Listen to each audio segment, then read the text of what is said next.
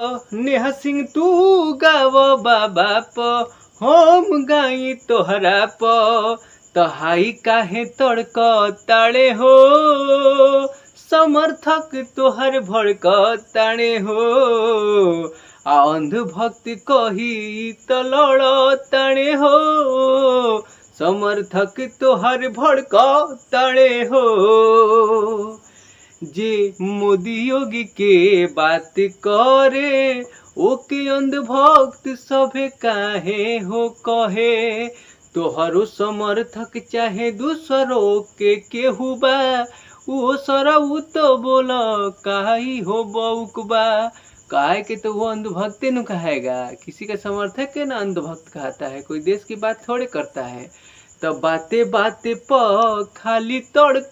तड़े हो समर्थक तहर भड़क तड़े हो नेहा सिंह टुल्लू पके सब इ लड़क तड़े हो समर्थक तोहर भड़क तड़े हो